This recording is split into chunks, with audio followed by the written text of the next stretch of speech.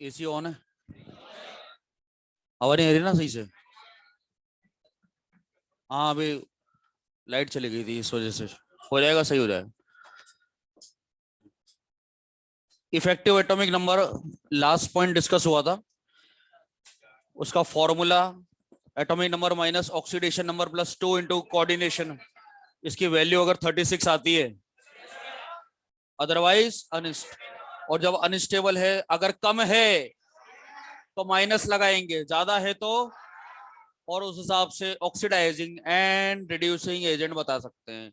Dimer वाले दो example बता दीजिए मुझे, कौन कौन से एग्जांपल के हमने डाइमर बनाए थे?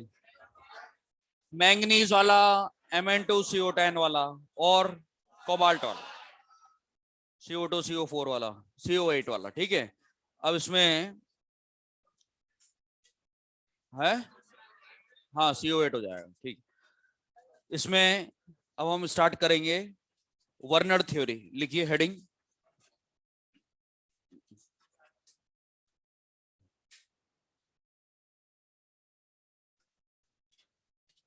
Werner theory.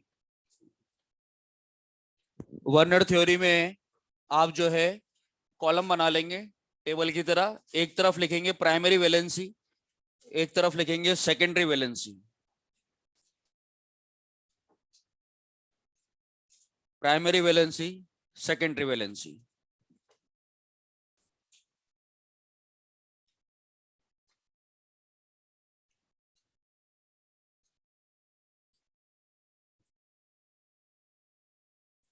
First point left column में,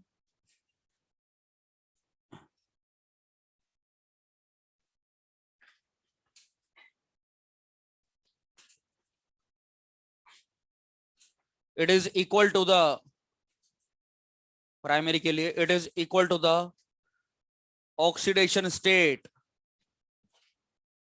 it is equal to the oxidation state of central metal atom, short में CMA लिख देना, equal to the oxidation state of central metal atom. Right side में लिखेंगे it is equal to the coordination number, it is equal to the coordination number of central metal atom.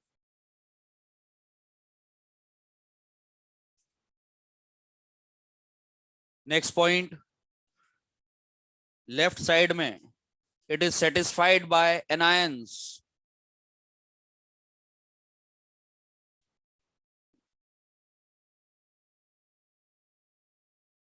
right side में लिखेंगे it is satisfied by ligands,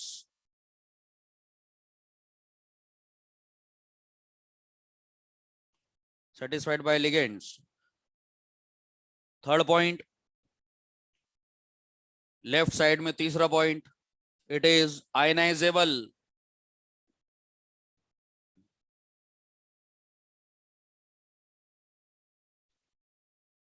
उधर लिखेंगे non ionisable.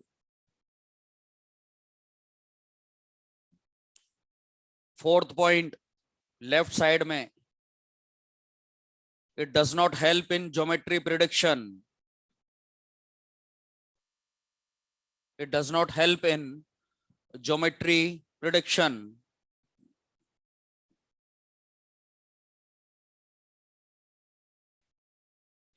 Right side में लिखेंगे useful to predict geometry, useful to predict geometry.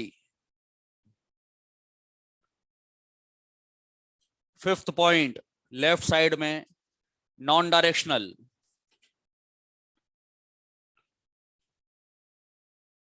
Right side में लिखेंगे directional.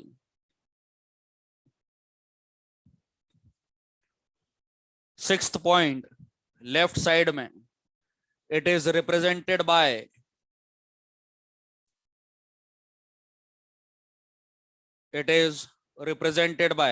ऐसे बना लीजिए डॉटेड लाइन, इस लाइन से रिप्रेजेंट करते हैं। It is represented by dotted line, और इधर साइड पे it is represented by dark line.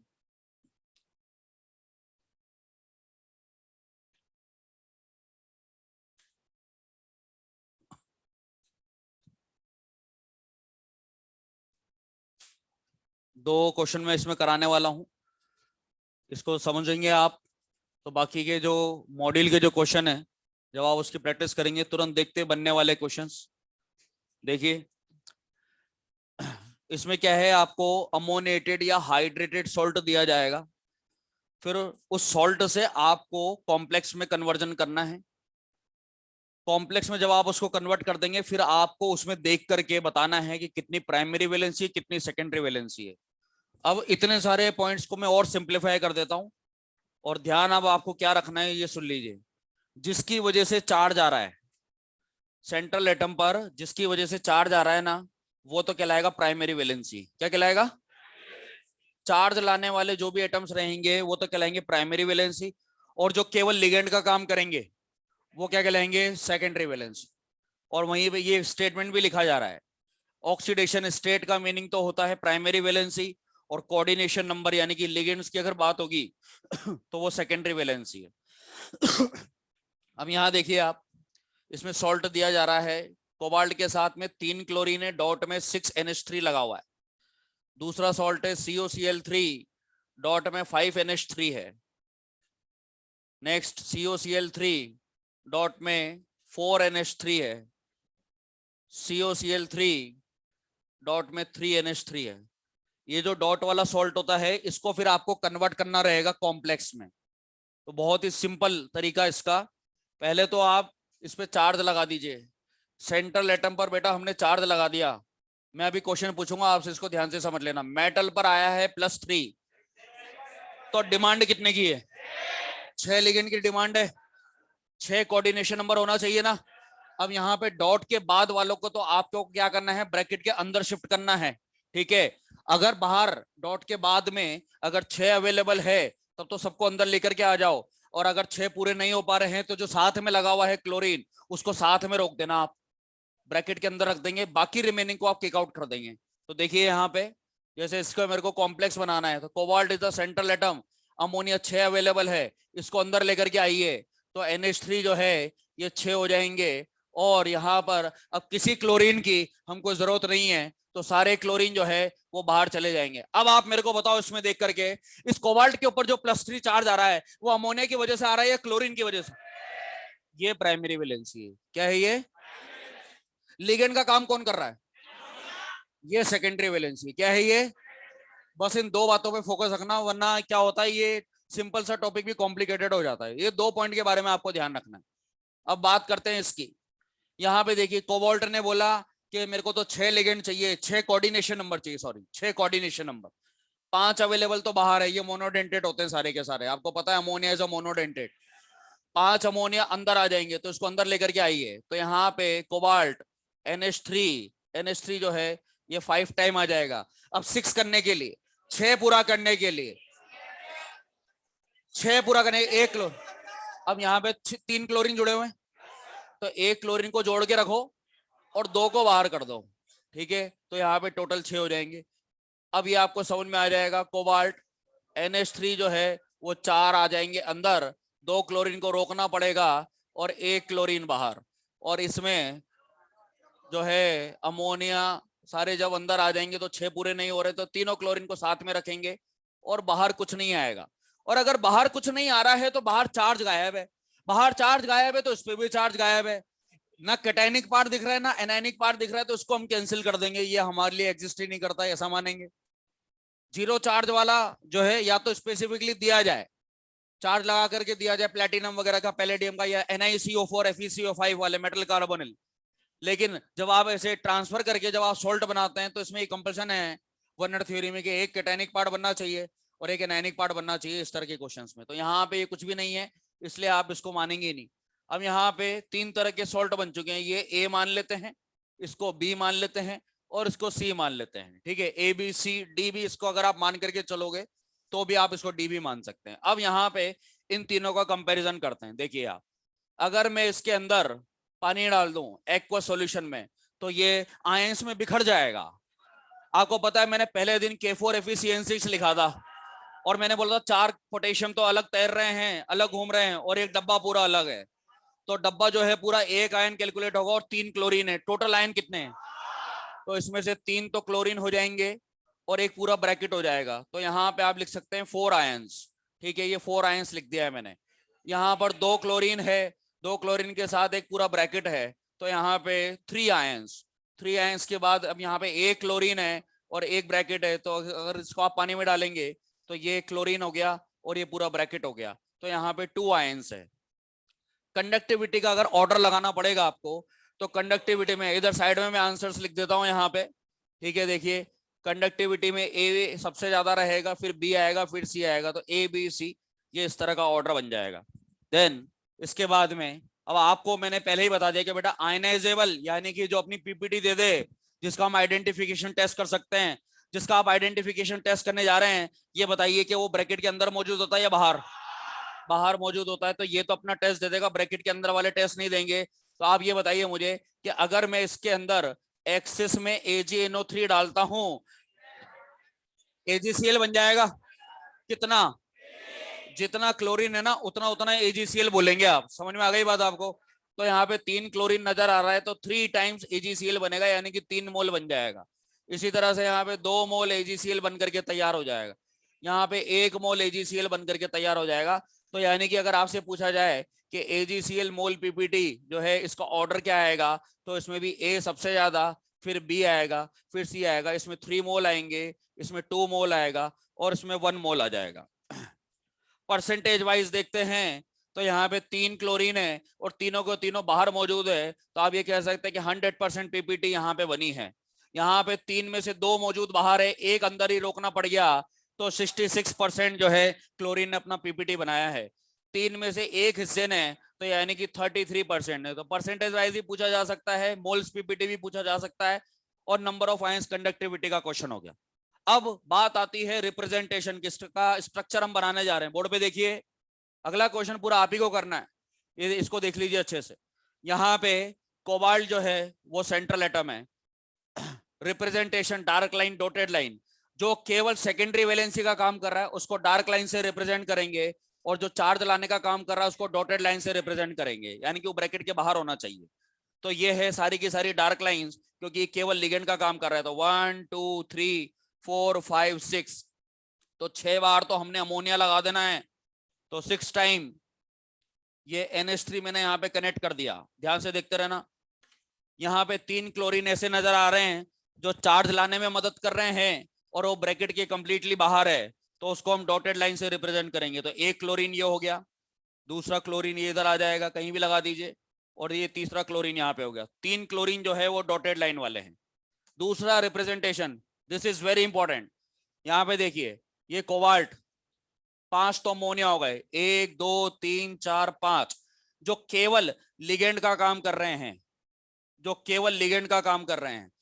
2 chlorine ऐसे हैं जो डब्बे के बाहर है, जो डब्बे के बाहर रहेगा, सुन लेना, जो ब्रैकेट के बाहर रहेगा उसको डॉटेड लाइन से रिप्रेजेंट करेंगे। तो ये एक हो गया क्लोरीन और ये दूसरा हो गया क्लोरीन यहाँ पे।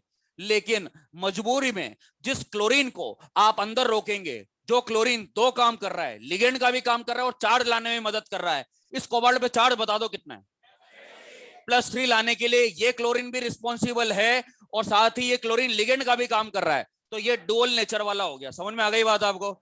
जिस क्लोरीन को क्षय करने के लिए अंदर रोका गया है वो डुअल नेचर परफॉर्म करेगा, इसलिए आप उसको डार्क और डॉटेड लाइन दोनों से रिप्रेजेंट करेंगे, और ये क्लोरीन होता है डुअल नेचर वाला। इस बात का आपको ध्यान रखना है। यहां पर ऐसे कितने क्लोरीन है जो अंदर रोके गए हैं?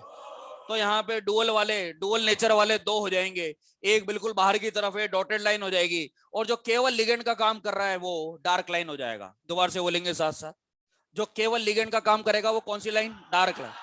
जो चार्ज लाने का काम करेगा, लेकिन ऐसा जो चार्ज भी लाएगा और लिगेंड का भी काम करेगा, वो डुअल नेचर वाला। आ गई बात समझ में?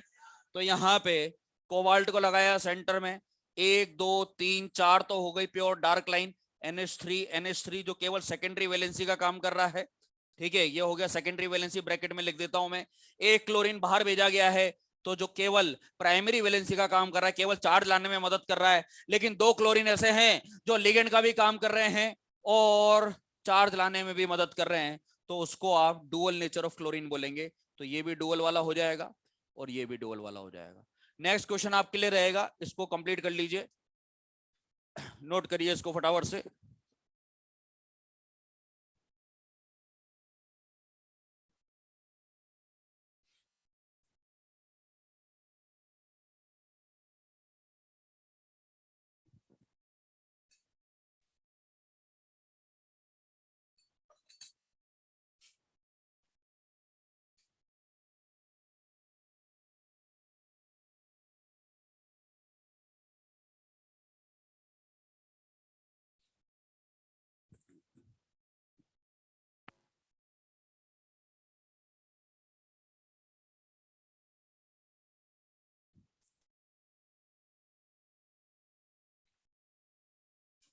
हेलोजन फैमिली और कार्बन फैमिली, और साथ ही साथ मैंने आपको नाइट्रोजन भी बोला था, ये तीनों आप पढ़ के आए हैं अच्छे से?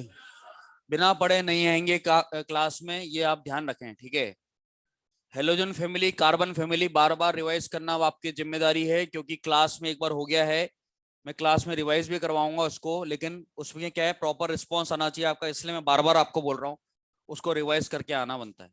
क्लोरीन को बनाने के लिए वही सारे कंपाउंड काम आते हैं जो ऑक्सीजन बनाने में हेल्प करते हैं। क्या KMnO4 काम आया था क्या?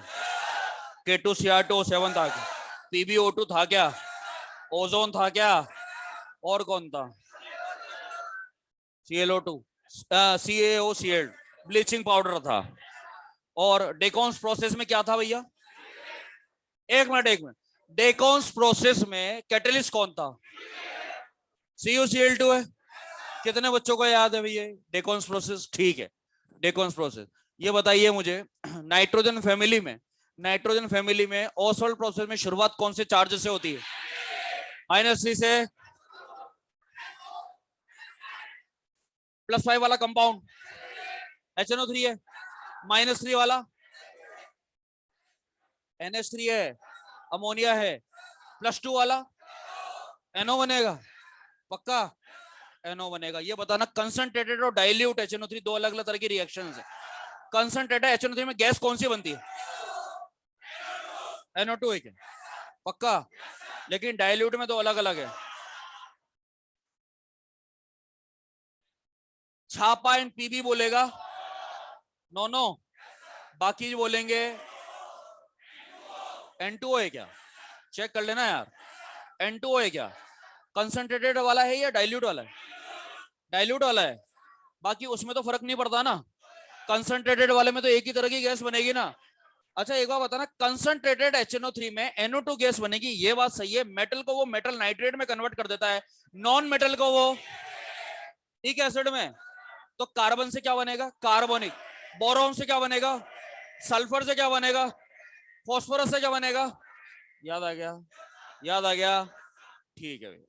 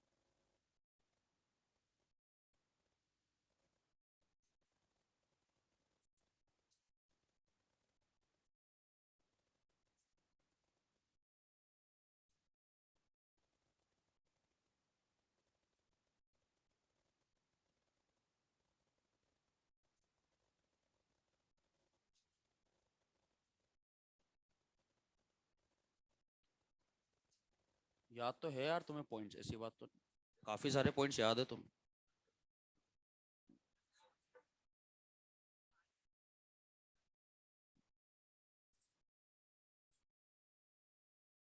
पढ़ के आया करो रे, याद नहीं है तुम्हें पॉइंट्स?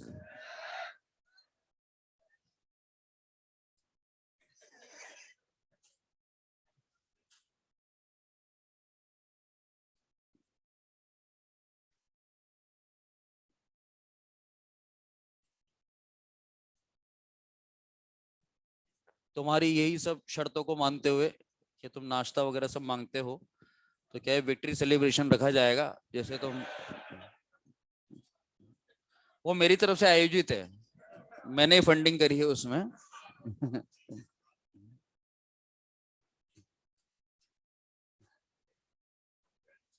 सोचो पैसा कहां से आया। जो बच्चे डॉक्टर बन चुके ना उनसे लेने गया था मैं पैसे, तो अब आप जब डॉक्टर बन जाएंगे तो आपसे चंदा मांगा जाएगा। अगले साल के बच्चों के लिए फिर क्या है कि उसमें विक्ट्री सेलिब्रेशन में पैसा लगाएंगे, ठीक है? दे दोगे क्या, पैसे दे दोगे क्या तुम? पैसा नहीं दोगे? अबे साले नाश्ता क्या है, खुद तो पैसा दे नहीं रहे हो हैं।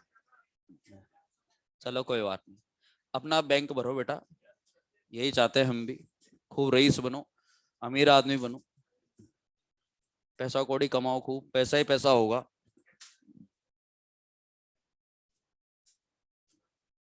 ओ यार 2 महीने रह गए भाई। ओहो, 2 महीने बाद डॉक्टर ही डॉक्टर बैठे, देखो कितने सारे डॉक्टर दिख रहे हैं यहाँ मेरे को, यहाँ पे सारे डॉक्टर दिख रहे हैं यार। Oh my God, what a concept.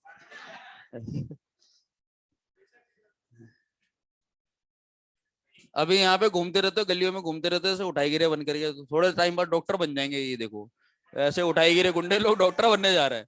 झापट मार देना बेटा डॉक्टर बनते ही। सेंटर के बाहर आते ही, ठीक है ना? इतना कॉन्फिडेंस, सारे क्वेश्चन सही चटाचट।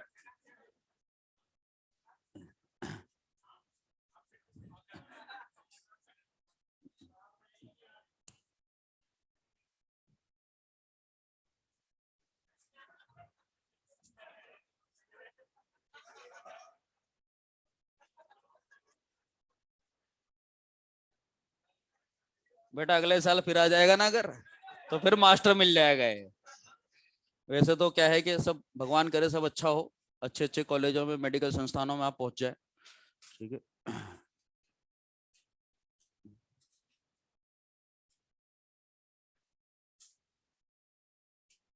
मेडिकल कॉलेज की तो फीस कमी है ना, पैसा बचाओगे मतलब है? ज्यादा मत मंगाना घर वालों से पैसा, है ना? 30,000 होता है फीस वहां का तो।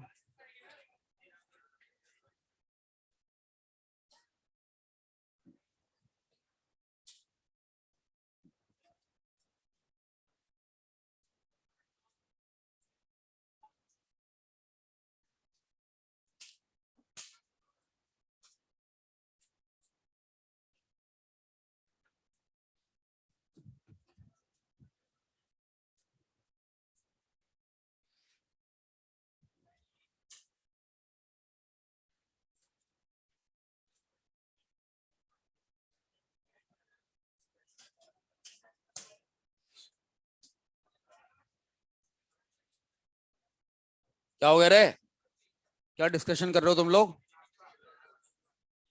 हलचल कैसे मच रही है? तुम्हारे संडे को एक्स्ट्रा क्लास थी क्या? नाश्ता नहीं मिला?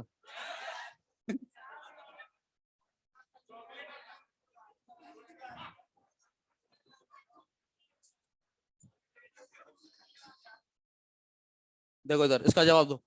प्लेटिनम एक, तुमको पता है वो चार्ज, वो आयंस का मैंने एक वो लिखाया था कि इतना चार्ज होता है ना, तो इतना कोऑर्डिनेशन नंबर होता है। उसमें पूरी फैमिली का लिखा रहेगा निकल पैलेडियम प्लेटिनम का, +4 +4 +4। जिन बच्चों को याद नहीं है कृपया पेज पलट के देख लें। निकल पैलेडियम प्लेटिनम, इन पे अगर +4 चार्ज आता है तो कोऑर्डिनेशन नंबर 6 की डिमांड करते हैं ये। और ये स्टार मार्क पॉइंट है, ये बता भी रखा है मैंने आपको। अब देखिए आप यहाँ पे प्लेटिनम पर, प्लेटिनम पर +4 चार्ज आ रखा है, +4।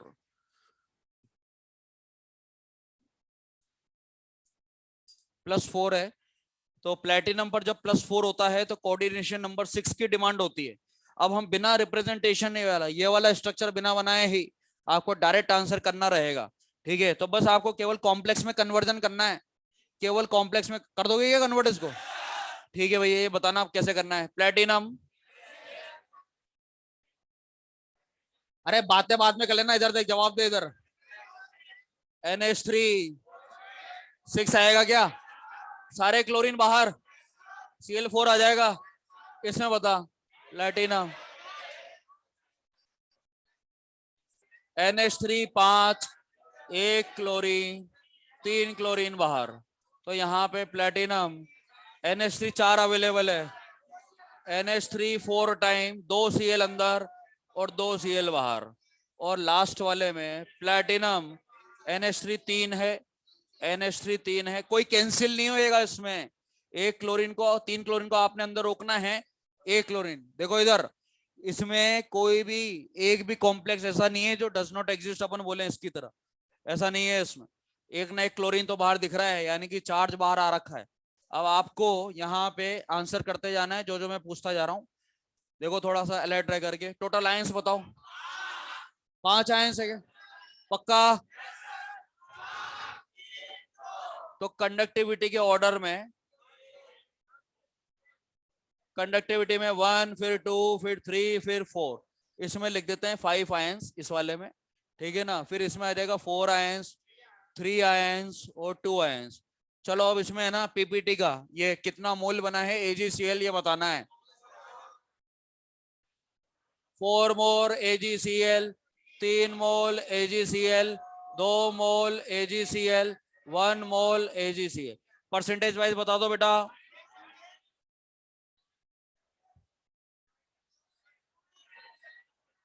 एक मिनट रुको, 3 बाहर है ना, 3, 4 में से 3 बाहर है ना, 75, 50, 25% आ जाएगा। अब आपको डार्क और डॉटेड लाइन बतानी है, तैयार हैं? ये बताओ, ये बताओ कि है ना इसने, ये अमोनिया जो है, अमोनिया डार्क लाइन रहेगा क्लोरीन का, ये डॉटेड लाइन रहेगा। अच्छा वापिस से बताइए, ये हो जाएगा डार्क, ये हो जाएगा डॉटेड। डुअल, जिस क्लोरीन को अंदर रोका जाएगा वो डुअल का काम करेगा। ठीक है, तो यहाँ पे डार्क और डॉटेड दोनों आ जाएगा, ये डार्क, ये डॉटेड और ये डुअल। ये बता, डार्क डॉटेड डुअल, बना लोगे भैया? नोट कर लीजिए इसको।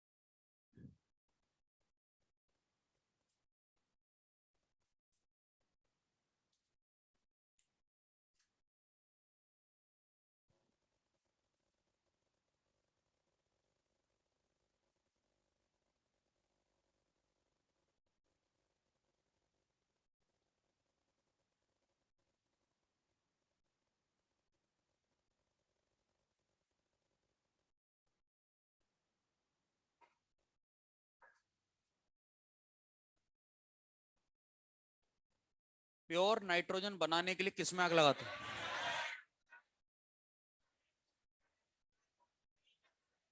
साले केवल केवल जो है 60-70% बच्चों को याद है। वो 30% क्या है, केवल ऐसे करके बोलते रहते हैं। याद है सबको? बेरियम अजाइड और आग लगाना पड़ेगा, क्यों नाइट्रोजन बन जाता है। अच्छा, इसमें एवरेज करके बताओ जरा, अभी तुम्हारी मैथमेटिक्स पता लग जाएगी।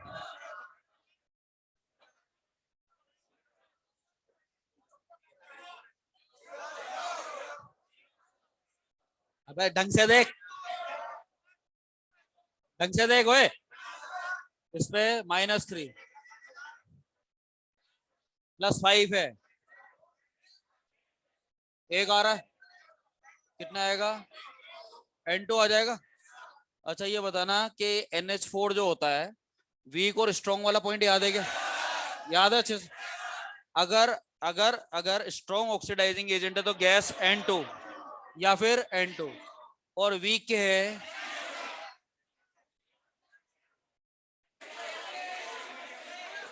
वीक के साथ में मीडियम बेसिक होता है, तो अमोनिया बन जाएगा। याद आ गया? ठीक है, चलो एक ऐसा पॉइंट जो हो सकता है किसी किसी को याद हो किसी को ना हो, ये यहाँ पे जो है NH4OH की रिएक्शंस वाला पॉइंट याद है क्या तुम्हें? है? एक मिनट एक मिनट एक मिनट, अरे रुक जा ओए, रुक। FeCl3 के साथ में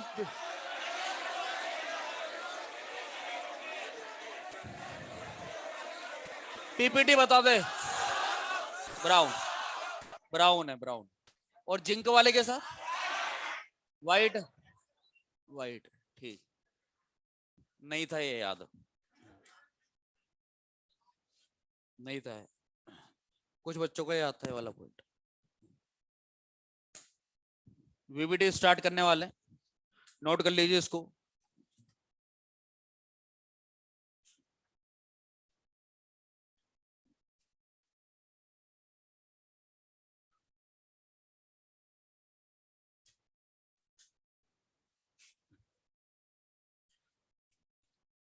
अभी काउंटर पे टाइम ले ले, काउंटर का टाइम 8 बजे का है, बाहर आकर के मिल लेना एक बार, अगर तुमको पीप लोग याद करके सुनाना हो ना, जैसे पूरा नोट्स नोट्स का केवल है ना बेटा, तो काउंटर पे आ जाना, मैं क्वेश्चंस पूछ लूंगा वहां पे काउंटर पे, याद हो जाएगा। 25-30 क्वेश्चन पूछ लूंगा तो याद हो जाएगा, सही रहेगा ना वो? अरे ज्यादा होशियार मत समझा करो रे खुद को। हाँ, ये बॉसेस होता है क्या है? काउंटर पे आएंगे हम तो नवाब है ना। आ जाना जिसको याद नहीं हो रहा ना, पी ब्लॉक, ठीक है, थोड़ा गाली गलौज होएगा तो उससे क्या होता है थोड़ा मेंटल स्टेबिलिटी आ जाएगा आप में, ठीक है। हाँ हाँ, कोई बात नहीं। वैलेंस बॉन्ड थ्योरी, इसमें स्टार्ट करते हैं। देखो ये यहाँ पे नाम तो वैलेंस बॉन्ड थ्योरी, अब क्या है ये VBT देखते हैं ना, हमारे दिमाग में सीधे बॉन्डिंग में HH HF वो अलग क्वेश्चन याद आता है, ऑक्सीजन सल्फर वाला, नाइट्रोजन फॉस्फोरस वाला, वो 3-4 एक्सेप्शन जो बताए थे वो याद आते, पाई बॉन्ड की बातें याद आती है। तो वहां पे जो VBT था, अब ध्यान से सुनेंगे पॉइंट को, वहां पे जो VBT था वो तो ओवरलैपिंग को एक्सप्लेन करता था, या तो पी पाई डी पाई डी पाई डी पाई, शेल नंबर को देखो, शेल कांस्टेंट हो जाए तो सब शेल पे चले जाओ, और 3 फैमिली ऐसी जहां पे शेल सब शेल दोनों फेल हो जाते हैं, वहां पे लोन पे रिपल्शन F2 थर्ड नंबर पे आता था, याद आया? तो इस तरह की बातें जो है ये बॉन्डिंग में होती थी, वहां पे ओवरलैपिंग को एक्सप्लेन करता था। कोऑर्डिनेशन कंपाउंड में, कोऑर्डिनेशन कंपाउंड में कोई ओवरलैपिंग जैसा खेल नहीं है यहाँ पे। यहाँ पे तो केवल आपको ऑर्बिटल्स को देखना है कि कौन से ऑर्बिटल लिगेंड फिलिंग में काम आ रहे हैं। लिगेंड आएगा अपना लोन पेयर देगा, अगर उसने अपना लोन पेयर जो है एक डी में दिया, एक एस में दिया और 2 पी में दिया, तो आंसर DsP2। 2 डी में गया, एक एस में गया, 3 पी में गया तो D2sp3। एक एस में गया, 3 पी में गया, 2 डी में गया तो sp3d2। बस आपको लिगेंड्स पे नजर रखनी है, और लिगेंड जहां जहां पे अपना लोन पेयर देता जा रहा है वही हाइब्रिडेशन हो जाएगा। तो एक्चुअल में कोऑर्डिनेशन कंपाउंड का जो VBT है, ये सिंपलेस्ट टॉपिक है इस पूरे चैप्टर का, ये समझ लीजिए। बस हमको क्या है यहाँ पे दिक्कत कब होती है, जब लिगेंड के साथ में एक्सेप्शन आने लग जाते हैं, तो एक्सेप्शन का आपको अलग से पॉइंट लिखा दिया जाएगा, ठीक है। आपको हर क्वेश्चन में लो spin complex high spin complex का आंसर लिखना रहेगा, पैरामैग्नेटिक डायमैग्नेटिक लिखना रहेगा, sp3d2 बन रहा है या d2sp3 बन रहा है, ये बताना रहेगा। Hybridization state, shape, geometry, 3-4 point fix है, वो पॉइंट्स लिखने रहेंगे आपको, और इसी में ऑप्शंस को देख करके टिक लगाना पड़ता है जब ये क्वेश्चन आता है। तो वीबीटी के अंदर अगर 2 लिगेंड्स का क्वेश्चन आता है या 2 कोऑर्डिनेशन नंबर का आता है, तो जैसा बॉन्डिंग में सिखाया गया sp हाइब्रिडाइजेशन, 3 कोऑर्डिनेशन नंबर का आता है sp2, this is the linear, ये लीनियर है, लीनियर के साथ में ये ट्रायंगुलर प्लेनर है। इसके क्वेश्चन हालांकि देखने को मिलेंगे नहीं अपन को, लेकिन 4 वाला जो है, ध्यान से सुनना, 4 कोऑर्डिनेशन नंबर, रुक जाइए, 4 कोऑर्डिनेशन नंबर में जो जो हाइब्रिडेशन स्टेट आपको देखने को मिलेंगे, एक तो है sp3, एक है d3s और एक है dsp2। हम जो क्वेश्चंस करेंगे यहाँ पे क्लास में वो रहेगा sp3 का और dsp2 का। शॉर्ट ट्रिक आपको नेक्स्ट लेक्चर में ऐसा भी बता दिया जाएगा कि dsp2 आपको सोल्व ना करना पड़े और देखा आपने विद इन 2 सेकेंड आंसर लग जाए, तो इसमें समय भी बच जाएगा आपका। dsp2 की शॉर्ट ट्रिक बता दूंगा। इसके बाद में d3s के एग्जाम्पल जो हैं ये मेनली आपको डी ब्लॉक में बता दिए जाएंगे। मैंने एक बार d3s का नाम भी लिया था जब मैं बिल्कुल Mn2O7 मैंगनीज और क्रोमियम के जो कंपाउंड थे Mn2O7 जब बना था वो, तो वहां पे मैंने d3s का नाम लिया था। d3s हाइब्रिडाइजेशन जो होता है वो होता तो टेट्राहेड्रल है, इनफैक्ट ये दोनों ही टेट्राहेड्रल है, ये दोनों टेट्राहेड्रल है। और जो dsp2 है ये तो आपको पता है, this is the square planar. एक एग्जांपल हम ऑलरेडी कर भी चुके हैं, यार बोला करो ना यार, निकल डीएमजी टॉयज का एग्जांपल करा था, 4 रिंग वाला करा था ना, रोजी रेड पीपीटी आया था, 2 रिंग तो लिगेंड की वजह से बन गई थी और 2 हाइड्रोजन में, तो वहां पे, लेकिन मैंने कैलकुलेशन करना नहीं सिखाया है आपको। तो dsp2, d3s और sp3 3 तरह के केस देखने को मिलेंगे जिसमें हम प्रैक्टिस इन दोनों की करेंगे। एक आध एग्जांपल में इसका भी बता दूंगा आपको। फिर इसके बाद में 5 कोऑर्डिनेशन नंबर, जिसका क्वेश्चन हम आज ही करने वाले हैं। इसमें या तो आंसर बॉन्डिंग में जो सिखाया गया है 5 बॉन्ड वाला sp3d आएगा, या फिर इसको उल्टा करके लिख देंगे तो dsp3 आएगा, रिवर्स करके भी लिख दें, डी को आगे लेकर के आ जाए। तो जिसमें बाद वाला डी काम आता है ये कहलाता है आउटर ऑर्बिटल कॉम्प्लेक्स, और जिसमें अंदर वाला डी काम में आता है ये कहलाता है इनर ऑर्बिटल कॉम्प्लेक्स। हमेशा ध्यान रखें कि इनर ऑर्बिटल कॉम्प्लेक्स जो होता है उसकी स्टेबिलिटी जो होती है वो आउटर के कंपैरिजन में वो ज्यादा होती है। 5 कोऑर्डिनेशन के अलावा 6 कोऑर्डिनेशन नंबर जिसके सबसे ज्यादा क्वेश्चन फ्रेम होते हैं, 6 वाला ऑक्टाहेड्रल, 6 बॉन्ड वाले को बॉन्डिंग में आपको सिखाया गया है sp3d2 होता है, इस d2 को आगे लिख देंगे तो d2sp3, दोनों के दोनों का आंसर जो है वो ऑक्टाहेड्रल रहेगा या फिर स्क्वायर बाय पिरामिडल रहेगा। बाद में अगर डी काम आता है तो this is the outer orbital complex, अंदर की तरफ डी काम आता है तो इनर ऑर्बिटल कॉम्प्लेक्स। यहाँ पे sp3d और dsp3 इनमें से कोई भी आंसर आए, ट्राइंगुलर बाय पिरामिडल आपको आंसर बोल देना है। समटाइम्स यहाँ पे 1-2 एग्जांपल ऐसे करवाए जाएंगे आपको जिसमें स्क्वायर पिरामिडल भी आपको ऐसा देखने को मिलेगा, स्क्वायर पिरामिडल 1 2 3 4 और एक पिरामिड। ये आपको याद हो तो बेरी सूडो रोटेशन के अंदर हमने pf5 को थोड़ी देर में कन्वर्ट होकर के वो स्क्वायर पिरामिडल वो गेन कर लेता है, तो वही चीज आपको यहाँ पर भी देखने को मिलेगी। फिनोमिना का नाम नहीं लेना है आपको यहाँ पे, तो यहाँ पे ट्राइंगुलर बाय पिरामिडली मैक्सिमम क्वेश्चंस में आंसर यही आएगा। एक आध क्वेश्चन जो अलग से रहेंगे वो मैं आपको अलग से हाईलाइट करके लिखवा दूंगा। अब यहाँ पे जो भी लिखा हुआ है, या हाइब्रिडाइजेशन स्टेट, शेप और ज्योमेट्री जो भी लिखा हुआ है, ये आपके लिए आंसर्स है। आप जो भी क्वेश्चन करेंगे इनमें से आपको या तो sp3d बताना है या ये आएगा, या sp3d2 आएगा या d2sp3 आएगा। 6 लिगेंड वालों से हम शुरुआत करने वाले हैं, 6 के बाद हम 1-2 क्वेश्चन 5 वाले करेंगे, फिर 5 के बाद सबसे आखिर में जो है वो 4 लिगेंड वाले करेंगे। CFT और VBT 2 टॉपिक कनेक्टेड होते हैं, तो पहले हम VBT सीख रहे हैं, यही एप्लीकेशन CFT में आ जाएगी, लेकिन CFT में क्वेश्चन नहीं, डायरेक्ट एप्लीकेशंस पे काम करेंगे क्योंकि आंसर्स तो यहीं से निकल जाएंगे। तो यहाँ पे हम 6 वाला स्टार्ट करने वाले हैं, लेकिन इससे पहले कोई सा भी आप sp3d2 बनाओ या d2sp3 बनाओ, इन सब में लिगेंड्स का रोल बहुत इंपॉर्टेंट होता है, लिगेंड्स का रोल बहुत इंपॉर्टेंट होता है। इस पॉइंट को देखिए आप, 2 तरह के लिगेंड्स होते हैं मेनली, ठीक है ना, एक होता है वीक फील्ड लिगेंड और एक होता है स्ट्रॉन्ग फील्ड लिगेंड। ये जो मैं पॉइंट यहाँ पे बोलने वाला हूं ये बेस बनेगा इस टॉपिक का। यहाँ पे वीक फील्ड लिगेंड जो होते हैं ये पेयरिंग नहीं करवाते, पेयरिंग ऑफ इलेक्ट्रॉन यहाँ पे अवॉइड करनी है आपको, और ये क्रॉस लगा रखा है यहाँ पे, ये पेयरिंग ऑफ इलेक्ट्रॉन्स करवा देते हैं, पेयरिंग ऑफ इलेक्ट्रॉन करवा देते हैं अकॉर्डिंग टू द रिक्वायरमेंट, जितनी आवश्यकता है उतनी ही पेयरिंग करवाएंगे। सपोज आपको पेयरिंग की जरूरत ही नहीं हो तो भी स्ट्रॉन्ग फील्ड लिगेंड लगा हुआ है, तो ये नहीं कि आप पेयरिंग कराने बैठ जाए। जैसे सपोज आपको D2sp3 बनाना है तो 2D खाली चाहिए, जब ऑलरेडी वो खाली है तो आपको पेयरिंग कराने की आवश्यकता नहीं है। ये जब हम क्वेश्चंस करेंगे तो समझ में आ जाएगा, क्योंकि आपको इसको पढ़े हुए काफी टाइम हो चुका है, लेकिन अभी आप क्वेश्चन देखेंगे तो बिल्कुल याद आएगा, लास्ट ईयर का पढ़ा हुआ अभी। और जो बच्चे पहली बार सीख भी रहे हैं उनके लिए भी आसान रहेगा। पेयरिंग ऑफ इलेक्ट्रॉन आपको स्ट्रॉन्ग फील्ड में करवानी है according to the requirement. According to the requirement, इस स्टेटमेंट को थोड़ा सा अभी आप कंफ्यूजिंग मान सकते हैं, लेकिन जैसे हम क्वेश्चंस करेंगे तो अभी एकदम क्रिस्टल क्लियर हो जाएगा। पेयरिंग ऑफ इलेक्ट्रॉन को यहाँ पे बिल्कुल अवॉइड कर देना है, वीक फील्ड लिगेंड। अब कौन से वीक होते हैं कौन से स्ट्रॉन्ग होते हैं? एक्स हेलोजन वाले जो होते हैं ये वीक होते हैं। इसके अलावा ऑक्सीजन डोनर ये वीक होते हैं, सल्फर डोनर ये वीक होते हैं। तो यहाँ पे हेलोजन, ऑक्सीजन और सल्फर जो है इसको आप वीक कैटेगरी मानना है। और nitrogen, carbon and phosphorus also. Phosphorus का केस बहुत कम देखने को मिलता है, तो इसके अलावा नाइट्रोजन और कार्बन से ही काम हो जाता है। आपको पता हो तो कार्बन में CO carbon monoxide and cyanide, इन दोनों का नाम मैंने सिनर्जिक बॉन्डिंग में भी ले रखा है। तो ये जो यहाँ पे जो कॉम्प्लेक्स लिखे हुए, ये जो यहाँ पे जो लिगेंड्स लिखे हुए हैं नाइट्रोजन, कार्बन और फॉस्फोरस, तैयार रहे आप कॉम्प्लेक्स के लिए।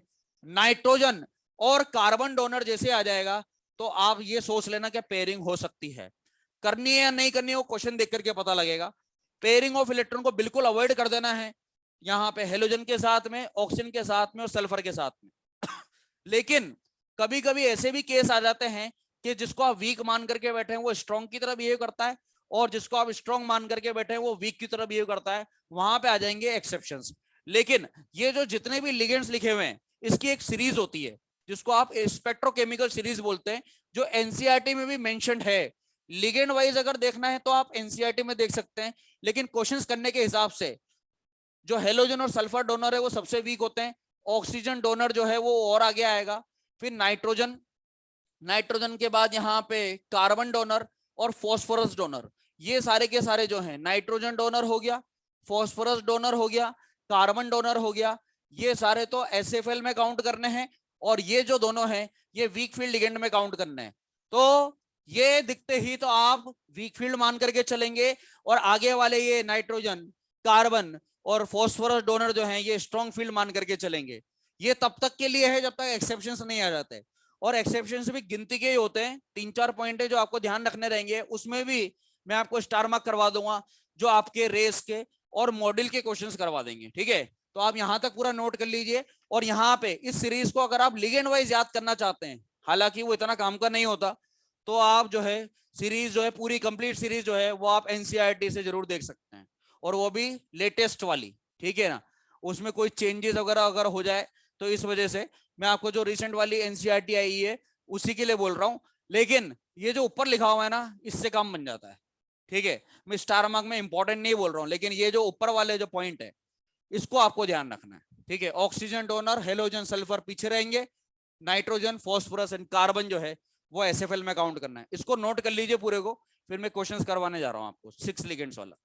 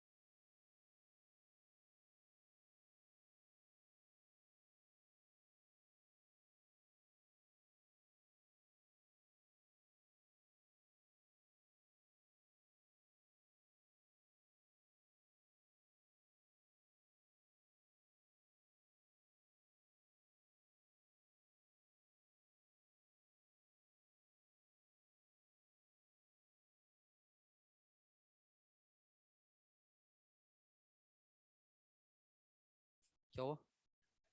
कौन डर जाएगा? कोई नहीं डरता तुम में से। तुम सब शेर दे लो भैया।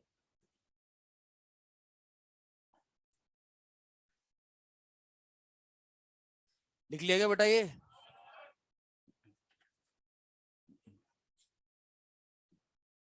सिर्फ कोऑर्डिनेशन नंबर वाला स्टार्ट कर रहे हैं ये। एक बार इसको फिर से ध्यान रखें, वीक फील्ड लिगेंड पेयरिंग नहीं होगा, स्ट्रॉन्ग फील्ड लिगेंड में पेयरिंग होगा।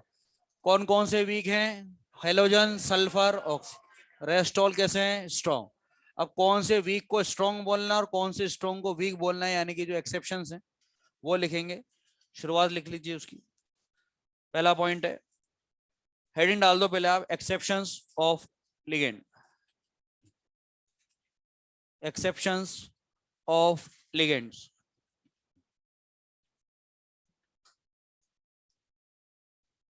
First point, if central atom belongs to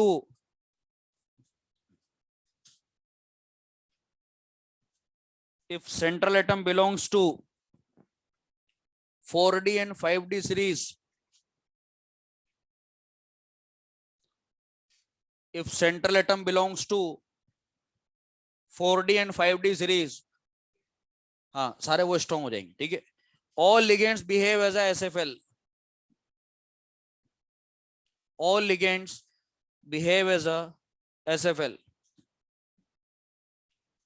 हर एक लिगेंड को आपको स्ट्रॉन्ग फील्ड मान करके चलना है। यदि सेंट्रल एटम कौन सी सीरीज का हो? 4D5। समझ गया 4D5D कौन सा? 3D के जस्ट नीचे वाले जो सीरीज है, ठीक है। सेकंड, इसको स्टार मार्क करो इस पॉइंट को, और सेकंड वाले को भी अब जो अपन लिखने जा रहे हैं उस पर भी स्टार मार्क कर दीजिए। इन दोनों के अलावा बाकी जो रहेंगे फिर वो नॉर्मल पॉइंट में लिखेंगे अपन। With cobalt plus 3,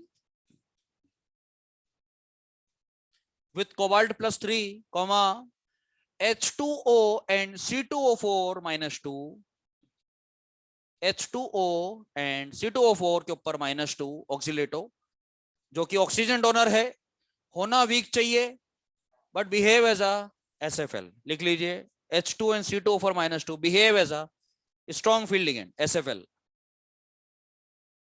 behave as a SFL। Bracket में स्टेटमेंट के बाद में ब्रैकेट में बनाओ कोऑर्डिनेशन नंबर 6, ये वैलिड पॉइंट है कोऑर्डिनेशन नंबर 6 के लिए, bracket close. Third point, with nickel plus 4, with nickel plus 4 comma F minus behave as a, जो हेलोजन है होना वीक चाहिए था, F minus behave as a SFL, F minus behave as a SFL, bracket में coordination number 6। with next point, with Fe plus 2 oblique manganese plus 2, with Fe plus 2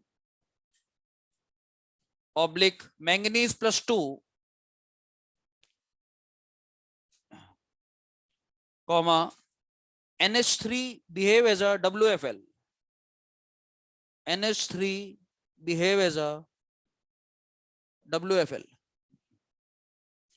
coordination number 6 का है भी। Next point, with copper plus 2, with copper plus 2 Cu plus 2 comma H2O act as a SFL, H2O act as a SFL, coordination number 4 का question है, coordination number 4 का question है।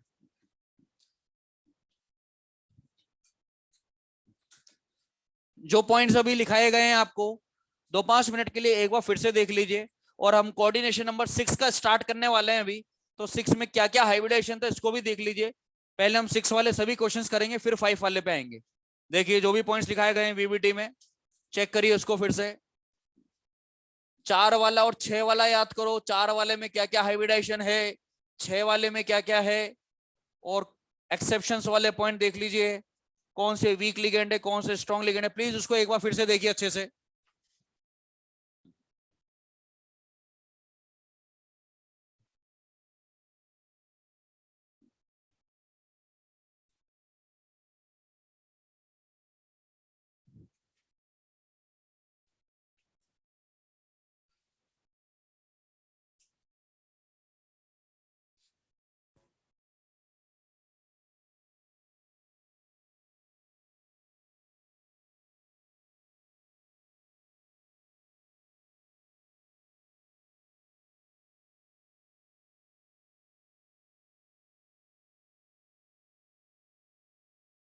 अब एक एक क्वेश्चन ही करेंगे, वन बाय वन ही। पहले मैं एक लिख दूंगा, उसको आप कॉपी कर लेना, फिर सेकंड, ऐसे एक साथ भी नहीं लिख रहा, हर एक क्वेश्चन में आप जवाब भी देते जाना, ठीक है? ओके, देखिए सामने। हाँ बेटा, ये बताओ वीक लिगेंड कौन कौन से होते हैं? Halogen, oxygen, sulphur. बाकी सब कैसे होते हैं? स्ट्रॉन्ग में क्या करवाना है और वीक में क्या नहीं करवाना? वीक में पेयरिंग, स्ट्रॉन्ग में जितनी रिक्वायरमेंट है, जितनी। एक्सेप्शंस के पहले दोनों पॉइंट को एक बार अच्छे से रीड करो, फर्स्ट और सेकंड पॉइंट को।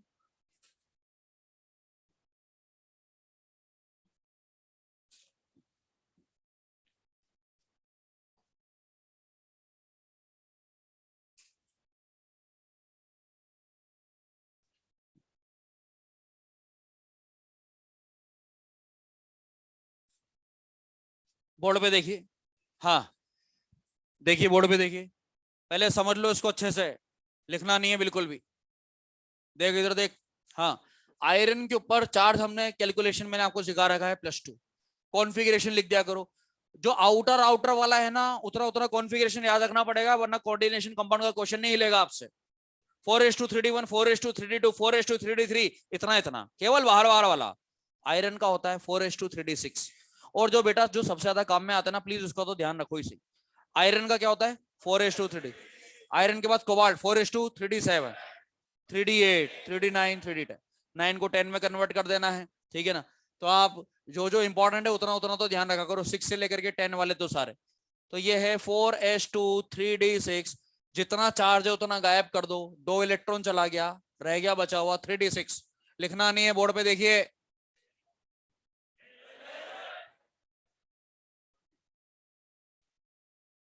सामने देख, 4:3D6। अरे ठीक है, देख इधर, 4:3D6। ये 2 इलेक्ट्रॉन हटा दिया यहाँ पे, 3D6 है। अब आपको जो ब्लॉक्स बनाने हैं, जो ब्लॉक्स बनाने हैं, पहले 3D का ब्लॉक बनाएंगे, ठीक है? 3D के बाद 4s का, 4s के बाद 4p का, फिर वापस से d का बनाएंगे, ठीक है ना? तो सीक्वेंस ऐसे ही रखना है, पहले 3D, फिर 4s, 4p, 4d, ठीक है? अब यहाँ पे D6 भरने के लिए बोल रहा है, तो पहले 1 2 3 4 5 6। लिगेंड कैसा है, वीक है या स्ट्रॉन्ग है? स्ट्रॉन्ग है। 6 वाला क्वेश्चन है, 6 वाले का आंसर पहले साइड में लिख करके रख लिया करो। एक तो है sp3d2, ठीक है ना, sp3d2, और एक है d2sp3। हमारा फोकस है अंदर वाले दोनों डी ऑर्बिटल पे, ये वाले दोनों डी ऑर्बिटल, क्योंकि इनर ऑर्बिटल कॉम्प्लेक्स जो होता है वो ज्यादा स्टेबल होता है as compare to outer orbital. इसलिए हमारा पहला ट्राई रहेगा इनर वाला बनाना, यानी कि अंदर वाला डी ऑर्बिटल खाली मिलना चाहिए हमको। अगर ऐसा हो पाता है तब तो आप आंसर d2sp3 बोल देंगे। Is that clear? अब यहाँ पे देखिए, यहाँ पे लिगेंड जो है वो स्ट्रॉन्ग है। स्ट्रॉन्ग है तो मैं 6 को पेयरिंग करवा। पेयरिंग कराने से पहले आप सोच लिया करो कि पेयरिंग कराने के बाद में जिन डी की रिक्वायरमेंट है क्या वो खाली हो जाएगा? ठीक है, तो यहाँ पे इसको आपने अंदर भेज देना है और ये भी अंदर चला जाएगा, तो ये यहाँ पे और यहाँ पे आ जाएगा। जिधर से ये गया है वहां पे ऐसे हटा देना इसको इस तरह से, ताकि आपको पता लग जाए कि यहाँ से अभी अंदर की तरफ शिफ्ट हो चुका है। जैसे आप पेयरिंग कराओ, एक आंसर तो तुरंत लिख देना, लो स्पिन। क्या बोल देंगे? लो स्पिन और हाई स्पिन का क्वेश्चन आता है। जैसे एक बार भी पेयरिंग हो जाती है तो सीधे लो स्पिन बोल देना है आपको। Is that clear? क्या सारे के सारे पेड अप हो चुके हैं? पैरामैग्नेटिक या डाया? Dia magnetic. ये दो आंसर तो शुरू शुरू में आ गए। अब इसके बाद में आप लिगेंड भरना स्टार्ट करेंगे। मैंने टॉपिक की शुरुआत में बोल दिया था, जहां जहां लिगेंड अपना लोन पेयर देगा केवल उस ऑर्बिटल पे फोकस करना है। तो 6 लिगेंड आने वाले हैं, आगे से नहीं, यहीं से भरना स्टार्ट कर दो, क्योंकि ये पेयर अप हो चुका है। पहला साइनाइड, दूसरा साइनाइड, ठीक है, ये तीसरा साइनाइड, ये फोर्थ वन, और ये फिफ्थ, और ये छठे नंबर का साइनाइड आ चुका है। इसमें 2 डी काम में आए हैं, एक एस काम में आया है। आंसर आ चुका है D2sp। बाहर वाला डी अगर यूज में आता तो आउटर ऑर्बिटल कॉम्प्लेक्स बोलता, अंदर वाला डी काम में आया तो जो बचे हुए आंसर अब अपन लिख देंगे। This is inner orbital complex, ठीक है, ऑक्टाहेड्रल बोल दो या स्क्वायर पिरामिडल बोल दो। बस ये 3-4 बातें पूछी जाती है। D2sp3 बन रहा है या sp3d2 बन रहा है, ये चेक करना रहेगा। इनर है या आउटर है, ये चेक करना रहेगा। ऑक्टाहेड्रल शेप हो जाएगा। लो स्पिन है या हाई स्पिन है, ये आपको बताना रहेगा। इस क्वेश्चन को नोट करिए, फिर मैं दूसरा क्वेश्चन आपको करने के लिए दे रहा हूँ।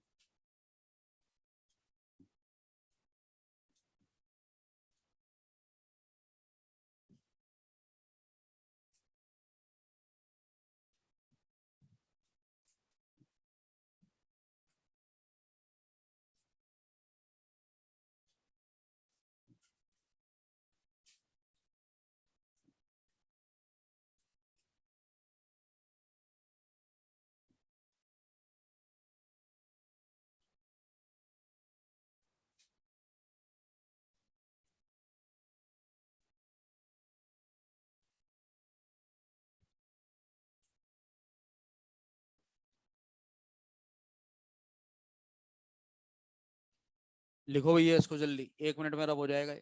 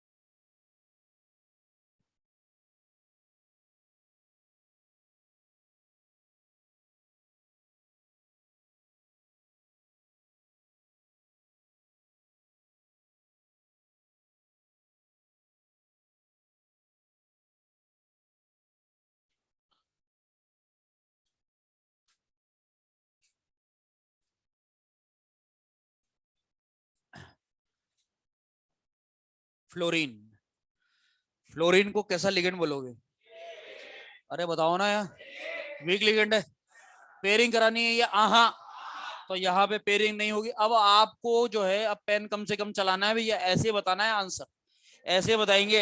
एक बार रुक जा, यहाँ पे पेयरिंग नहीं कराएंगे तो ये, अरे इधर देखो यार, D6 इलेक्ट्रॉन भर दिया है बिना पेयरिंग के, 6 के 6 इलेक्ट्रॉन भरे हुए रहेंगे। पेयरिंग नहीं करा, पेयरिंग नहीं कराओगे तो जगह खाली नहीं होगी। तो लिगेंड यहां से भरेगा या आगे से भरे? क्या यहां से भरेगा?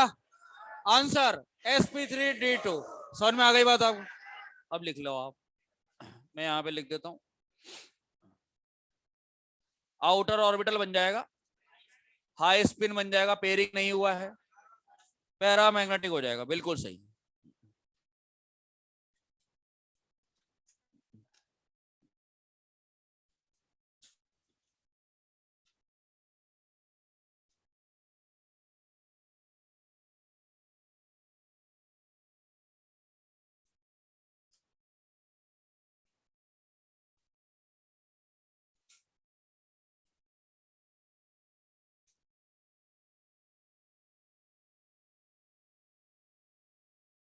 पेयरिंग नहीं हुआ है इसलिए हाई स्पिन है, आउटर ऑर्बिटल कॉम्प्लेक्स है, पैरामैग्नेटिक है। ये वो आंसर्स लिखे हैं जो इसके बेसिस पे जो आ सकते हैं। यहाँ पे लिख दिया, यहाँ से लिगेंड भरना स्टार्ट करा है हमने। यहाँ पे पेयरिंग नहीं होगा since it is a WFL, यहाँ पे मेंशन कर दिया है मैंने।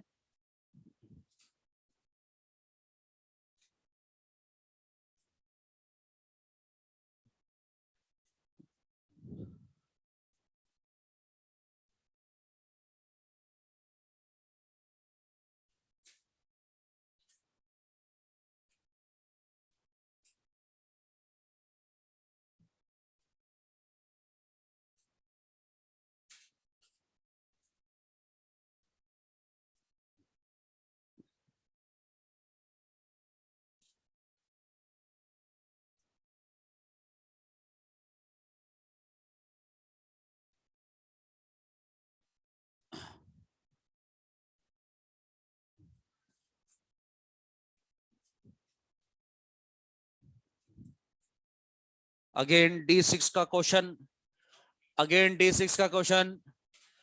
कोबाल्ट+3 के साथ में एक्सेप्शन। लिखना बंद कर दिया करो, पॉइंट चले ना, लिखना बंद कर दिया करो भैया, समझ में नहीं आएगा नहीं तो। कोबाल्ट+3 के साथ में H2O कैसा काम करता है? वीक तो नहीं है ना, SFL है ना भैया, और ये हो जाएगा एक्सेप्शन। तो D6 है, स्ट्रॉन्ग फील्ड है, D6 है, यहां पर भी D6 बचेगा, यहां पर भी D6 बचेगा, स्ट्रॉन्ग फील्ड है। अरे यहाँ पे कोऑर्डिनेशन नंबर 3 है या 6 है? ये बाइडेंटेड है, टोटल 6 रो बनेंगे, 6 बनेंगे तो वही आंसर आएगा, या तो sp3d2 आएगा या D2sp3 आएगा। इमेजिन करके बताओ क्या आएगा। अरे जवाब क्यों नहीं दे रहे हो? पेयरिंग करवानी है ना तुम्हें, क्यों करवानी पेयरिंग? स्ट्रॉन्ग क्यों है? कोबाल्ट +3 के साथ में पानी और C2O4 स्ट्रॉन्ग फील्ड का काम करता है। तो हाँ एक्सेप्शन हो गया। D6 को जब आप पेयर करोगे तो 3 डब्बों में पेयर अप हो जाएगा, 2 D खाली हो जाएंगे। और उसके पहले वाला जो हमने क्वेश्चन करा था बिल्कुल उसी तरह से 1 2 3 4 5 6, और जब आप इसको पेयर अप कर दोगे तो ये यहाँ पे और ये यहाँ पे आ जाएगा। इस जगह से खाली करके लो स्पिन बोल देना है। Diamagnetic answer D2sp3 inner orbital complex, note कर लीजिए इसको।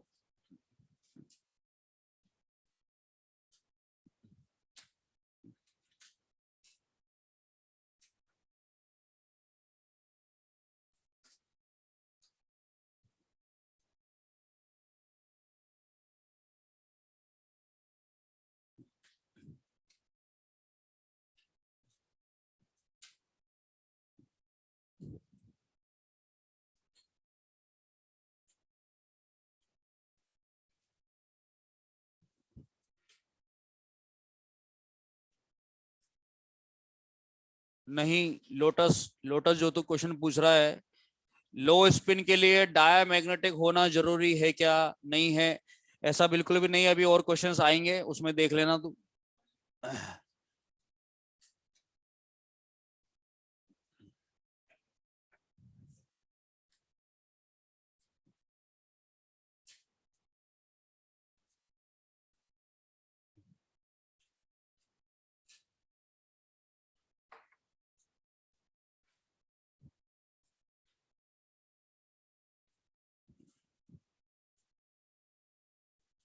लोटस के लिए ये क्वेश्चन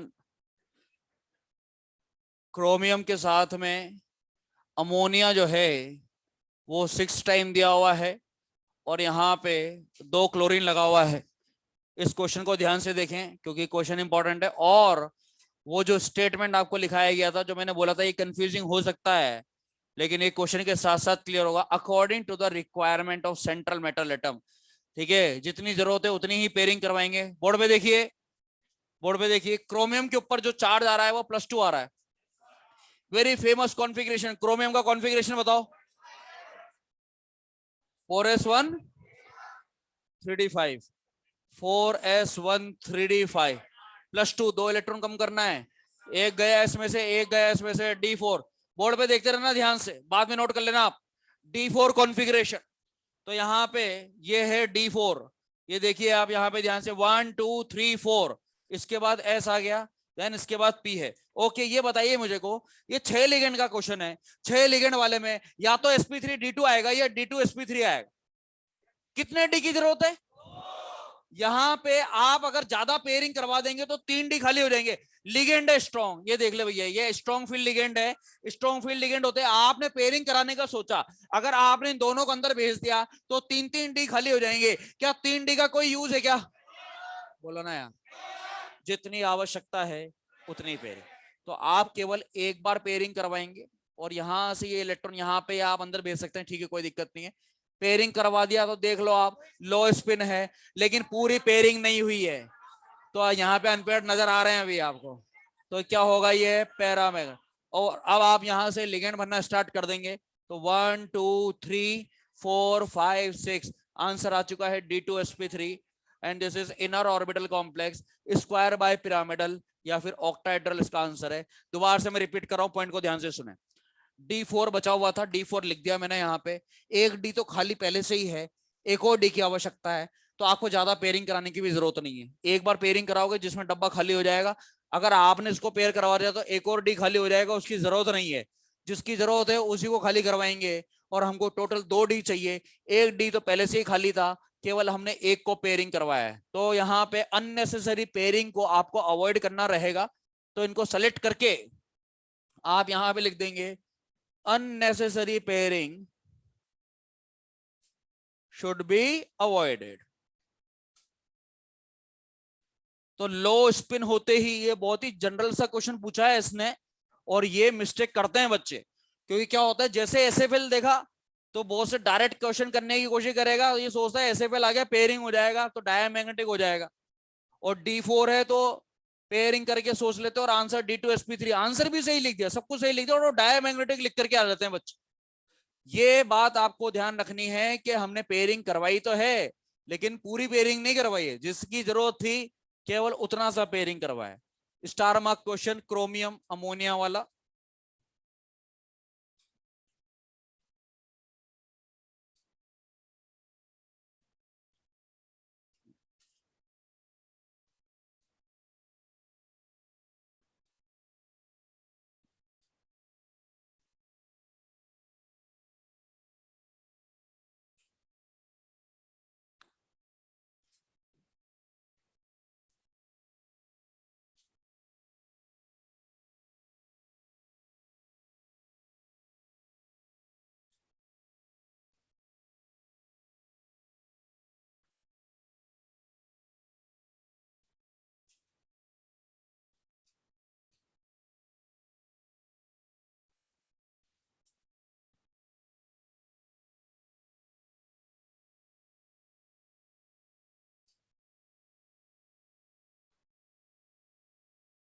इसको करना आप, क्लोरीन 2, 2 क्लोरीन है, वेनेडियम है, ये ले चार्ज लगा दिया +2।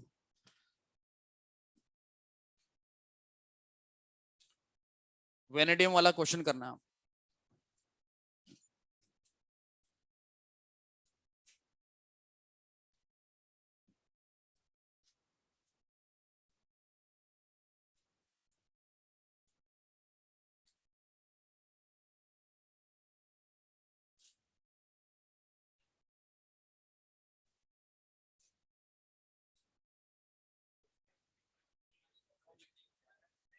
आप तो ये बताओ पेयरिंग करी क्या उसमें? ठीक, अब बाकी बच्चे भी कर लो भैया उस क्वेश्चन को।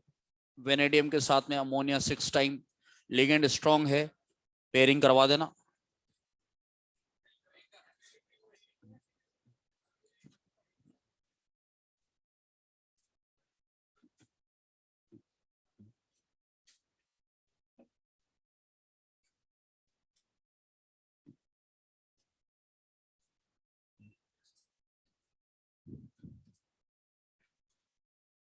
कोई कोई तो ऐसा भी सोच रहा होगा ये वेनेडियम क्या होता है, कहाँ से आ गए, हाँ?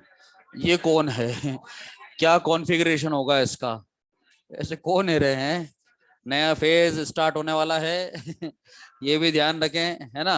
वेनेडियम, वेनेडियम के ऊपर +2 आ रखा है, स्कैंडियम टाइटेनियम वेनेडियम, बेटा जो टाइटेनियम के जस्ट बाजू में होता है ना, वही वेनेडियम होता है। 4s2 3d3। ओके, अब आप डायरेक्ट डायरेक्ट आंसर करेंगे प्लीज। 4s2 3d3, ये 3d3 हो गया, 2 इलेक्ट्रॉन चला गया 3d3। ओके, ये डी के 5 डब्बे, अरे देखना भैया इधर, ये डी के 5 डब्बे, इसमें 3 इलेक्ट्रॉन भर दिए, 1 2 3, 2 खाली है, पेयरिंग करा दूं? पेयरिंग करवानी है क्या?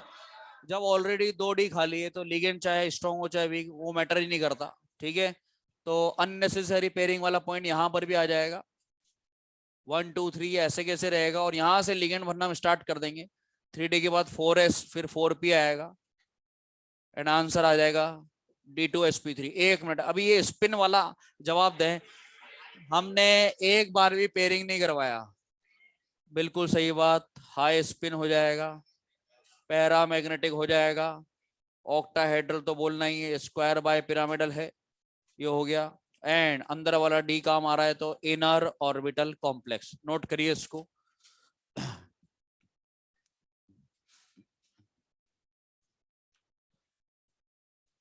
ये क्वेश्चन मैं करने जा रहा हूं, यहाँ पे देखिए, कोबाल्ट के साथ में, कोबाल्ट के साथ में देखिए, इधर देखिए, कोबाल्ट के साथ में यहाँ पे अमोनिया जो है वो 6 टाइम दिया हुआ है, और 2 क्लोरीन। अरे ये अमोनिया बार बार इसलिए रहा हूँ ताकि आपका कैलकुलेशन थोड़ा सा आसान हो जाए, अमोनिया की जगह दूसरा SFL भी आ सकता है, ठीक है ना।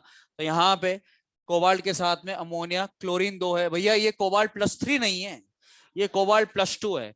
एंड वेरी इंपॉर्टेंट पॉइंट यहां पर आने जा रहा है, और ये एक ऐसा पॉइंट है जो 4 लिगेंड वाले यानी कि 4 कोऑर्डिनेशन नंबर वाले में भी ये पॉइंट रिपीट होगा। बोर्ड पे देखिए, लिखना बंद कर दो, बिल्कुल लिखना बंद कर देंगे एकदम। कोबाल्ट +2, 4s2 3d7 होता है, तो 4s के 2 इलेक्ट्रॉन चले गए, बचा हुआ रह गया 3d7, 3d7 रह गया है। लिगेंड जो है यहाँ पे स्ट्रॉन्ग फील्ड है, ठीक है, तो यहां पे देखिए जरा ध्यान से, ये 5 ऑर्बिटल 1 2 3 4 5 6 7, मैं पॉइंट रिपीट नहीं करूंगा, ध्यान से देख लेना। D7, और यहां पर, और यहां पर ये एक, और यहां पे ये P बना दिया, और ये यहां पे D बना दिया। अब क्या है बेटा, आपने पेयरिंग कराई इसमें, तो एक इलेक्ट्रॉन फिर भी बचेगा। आप सोचोगे ये तो अननेसेसरी पेयरिंग हो रही है, जबरदस्ती क्यों मेहनत करें, कोई फायदा तो होने वाला है नहीं। आप यहाँ पे पेयरिंग करवाएंगे। अब सुनिए बात ध्यान से, जब आपने लिगेंड स्ट्रॉन्ग देखा तो आपने करवाई इसमें पेयरिंग, जब आपने इसमें पेयरिंग करवाई तो ये तो चला गया, अब एक बचा हुआ है बाहर। नहीं सुनो, जब तकलीफ एक इलेक्ट्रॉन की वजह से हो रही हो, क्योंकि एक डी तो पहले से ही खाली हो चुका है, ये जो मैं पॉइंट बोलने जा रहा हूं उसको ध्यान से सुनना। अगर एक इलेक्ट्रॉन दिक्कत दे रहा है केवल, हम ये सोच रहे हैं काश ये एक इलेक्ट्रॉन ना होता तो कितना अच्छा होता कि अंदर वाला डी काम में आ जाता और D2sp3 है। अगर दिक्कत केवल एक इलेक्ट्रॉन से, तकलीफ केवल एक इलेक्ट्रॉन से, और लिगेंड अगर स्ट्रांग है, तो आप उस एक इलेक्ट्रॉन को उठा करके आगे फेंक देंगे और उस वाले डी में फेंकेंगे जिसकी जरूरत नहीं है हमको। तो ये आगे वाले सारे बेकार होने वाले हैं, तो बेकार बेकार में पहले नंबर का बेकार। ठीक है, यहां भेज देना है आपको। ये सारे पॉइंट क्या है, ये मेंशन होते हैं बुक्स, इसलिए मैं आपको बता रहा हूं कि अगर आगे फर्दर ट्रांसफर नहीं करना है, आपको वही भेजना है जहां पे एनर्जी का खर्चा भी कम से कम आए अपना। तो ये यूजलेस जो ऑर्बिटल्स हैं, इसमें पहले नंबर का जो है बेकार वाला, वहां पे भेज देना है। इस फिनोमिना को बोला जाता है डी ट्रांसफरेंस। D transference. अब मैं आपको एक डायरेक्ट पॉइंट बताने जा रहा हूं, पूरे वीबीटी में दो जगह पे मैं डायरेक्ट पॉइंट बताऊंगा। एक तो 4 कोऑर्डिनेशन नंबर वाले में डायरेक्ट तुरंत कैलकुलेट करने के लिए DSP2 कैसे कैसे आता है वहां पे बताया जाएगा, और डी ट्रांसफरेंस पूरे वीबीटी में दो जगह पे देखने को मिलता है। ये कॉन्फ़िगरेशन है D7। अगर 6 कोऑर्डिनेशन नंबर SFL के साथ में D7 है, तो एक इलेक्ट्रॉन को उठा करके आगे भेज देना। तो ये, और दूसरा है D9 वाला 4 coordination number, 4 coordination number again SFL। Strong field ligand होना कंपलसरी है, क्योंकि इलेक्ट्रॉन को आगे भेजने का काम ही वही कर सकता है। वीक लिगेंड तो जो है जैसा है वैसा का वैसा रखता है कॉन्फ़िगरेशन को, कोई चेंजेस नहीं आते वीक लिगेंड के साथ में। दो नंबर ध्यान रखेंगे, आज हम 6 कोऑर्डिनेशन नंबर का कर रहे हैं, कल हम 4 वाले पे आएंगे, तो दोनों कोऑर्डिनेशन नंबर के लिए तैयार रहिए। दोनों नंबर ध्यान रखने हैं। कौन कौन सा कॉन्फ़िगरेशन, बोलो बोलो बोलो। D7 में रिमेनिंग जो बच जाता है, अरे यार चार्ज लगाओगे पहले हटाओगे उसके बाद जो बचा हुआ रह जाएगा वो डायरेक्ट D7 नहीं है। D7 रिमेनिंग, D7 जो है, और रिमेनिंग जो D9 है, D7 और D9 कॉन्फ़िगरेशन 6 कोऑर्डिनेशन नंबर में D7, 4 कोऑर्डिनेशन नंबर में D9, दोनों के साथ में SFL होना चाहिए। तो जब आप इसको आगे भेजेंगे तो ये D खाली हो जाएगा। लेकिन आपने एक बार तो पेयरिंग करवाई है ना इसमें, अबे एक को तो भेजा है ना आपने पीछे, बोल दो। डायमैग्नेटिक या पैरामैग्नेटिक, ये देख, ये देख देख देख, ये बोला ना, गलत बोला ना तुमने, ये गलती होती है। ये क्या होता है, एक इलेक्ट्रॉन जब बच्चा आगे भेज देता है ना तो भूल जाता है उसको, अंदर वाले तो पेयरिंग हो गए तो देख कर ये मिस्टेक देखने को मिलती है। इसलिए मैं बता रहा हूँ, ये एक इलेक्ट्रॉन की वजह से ये यहाँ पे लिख दिया मैंने पैरामैग्नेटिक, और यहाँ पे ये आ गया answer D2sp3 inner orbital complex octahedral square by pyramidal, और ये कंप्लीट हो गया। ठीक है, लो स्पिन बोल देना है, हाईलाइट करके लिख लें, और ये पॉइंट वेरी इंपॉर्टेंट मार्क करके इसके जस्ट नीचे नोट डाल करके लिख लेना। पहले क्वेश्चन को लिख लीजिए आप, D7 configuration for 6 coordination number, and D9 जो कल हम पढ़ेंगे नेक्स्ट वाले में 4 कोऑर्डिनेशन नंबर वाले में D9 जैसे आ जाएगा, तो वहां पर भी ऐसे इलेक्ट्रॉन को आगे भेजा जाएगा, phenomena D transference.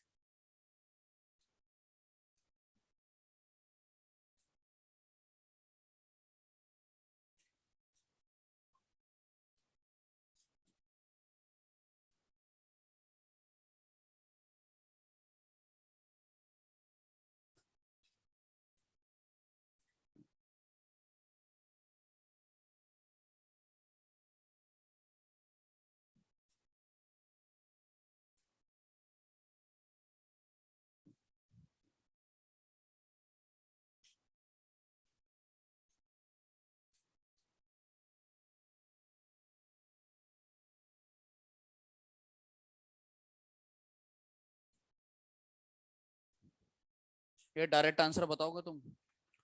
Direct answer बताओगे इसका? +2 आ रहा है निकल पे,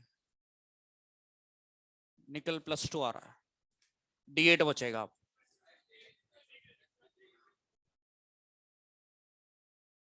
कौन बोल रहा है D2sp3 है?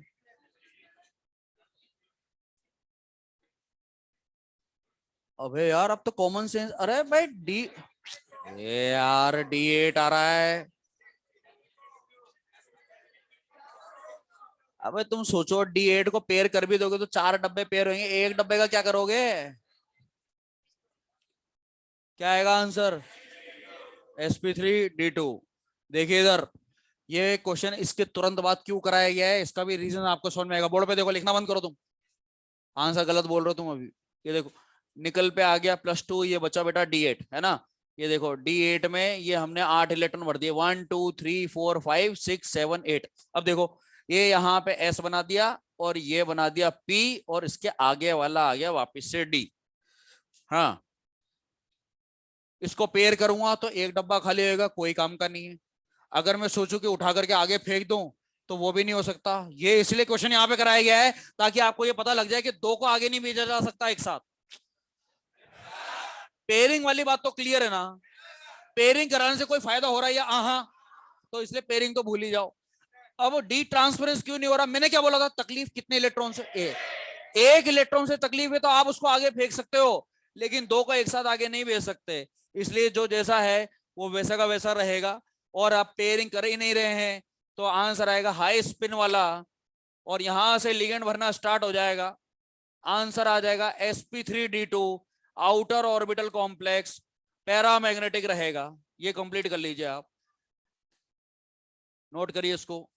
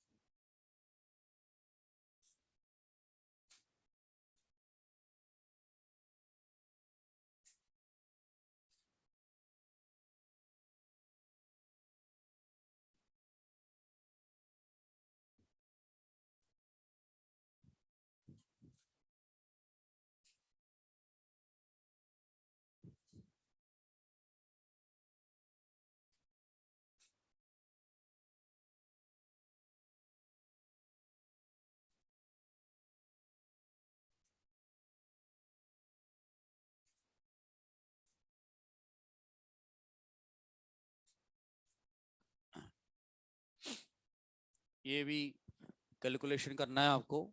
Brown ring complex, brown ring complex बता भैया, अब कर तू सॉल्व उसको, अब डायरेक्ट नहीं करना है, कॉपी में। ब्राउन रिंग कॉम्प्लेक्स कॉपी में करो फटाफट से, आयरन पे +1 लगा करके जल्दी सॉल्व करो उसको। रफली एक बार देख लेना, रफ में नोट करके।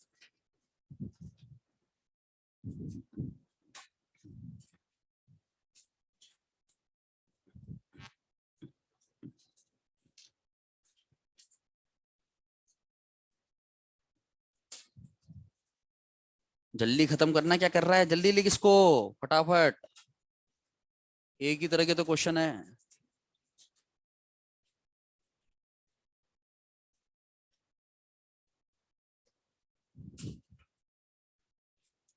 गलत है D2sp3।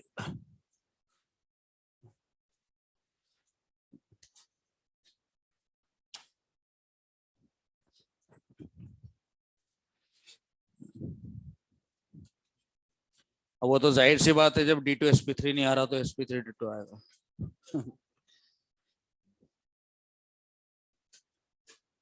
ये तो वाली बात होगी, 4 ऑप्शन में से सर एक तो सही है पक्का।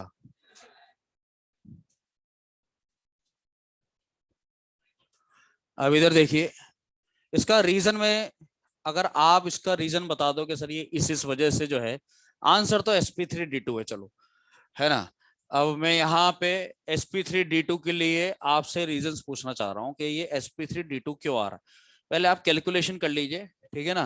ये 4s1 बच गया, पहले 4s2 था, एक चला गया, 4s1 3d6 बचा हुआ है, ठीक है। ये 3d का डब्बा बना दिया अपन ने, ये 4s p, ये डी बना दिया। 1 2 3 4 5 6। हाँ अलग क्वेश्चन है ये, अपने नोट्स में अलग ही है। देखिए ये ब्राउन रिंग कॉम्प्लेक्स नहीं आएगा, ये हमको पता है, ये आएगा भी नहीं वहां पे। ब्राउन रिंग कॉम्प्लेक्स के लिए नहीं पूछ सकते हो, इतना ज्यादा कॉम्प्लिकेटेड क्वेश्चन नहीं।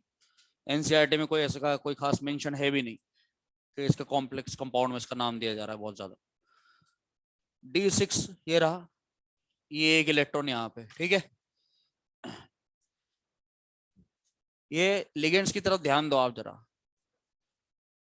5 तो वीक है, एक स्ट्रॉन्ग, ज्यादा संख्या किसकी है? तो यहाँ पे इस क्वेश्चन में जिसमें हिट्रोलेप्टिक हो गया ना, ये हिट्रोलेप्टिक क्या होता है?